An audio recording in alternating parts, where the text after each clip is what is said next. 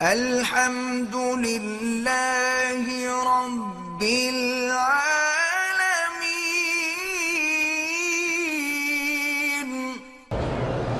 کہتی ہے ہماری نانی کہ بسم اللہ الرحمن الرحیم پڑھ کے دوا نہ کھایا کرو، کیونکہ بسم اللہ پڑھنے سے برکت ہوتی ہے، تو پھر دوائیاں کھانے میں ہی برکت پڑ جائے گی۔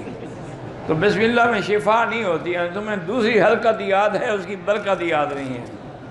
برکت پانی میں ہوگی، دوائیوں میں کیوں ہوگی؟ وہ تو شفا کے لیے آپ پڑھ رہی ہیں۔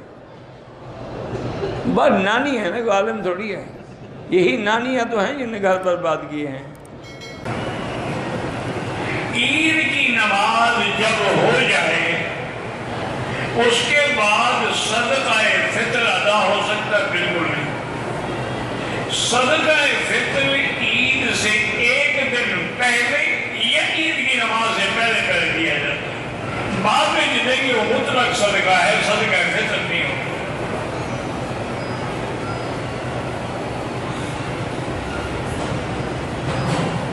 اگر ایک دو ہفتے کا نماز کے فوراً بعد بھی دیا تو قبول نہیں ہے، ایک دو ہفتے تو بڑی بات ہے۔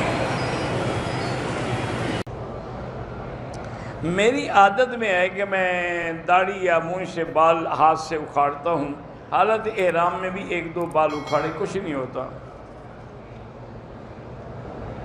میرے بہنوئی کو کینسر ہے، اللہ شفا عطا فرمائے۔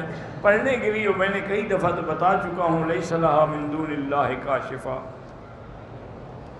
16 سال شادی کو ہو گئے ہیں، اولاد نہیں ہے۔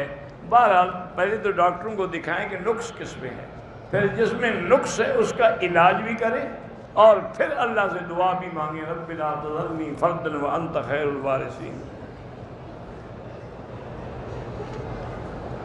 بہرحال اگر اولاد جو نہیں ہو رہی تو وہ ڈاکٹر نے بتایا تو ہوگا بھی نقص کس میں ہے، بیوی میں ہے یا خاوند میں؟ میری بیٹی کا نام انفال ہے، ٹھیک ہے، کوئی بات نہیں۔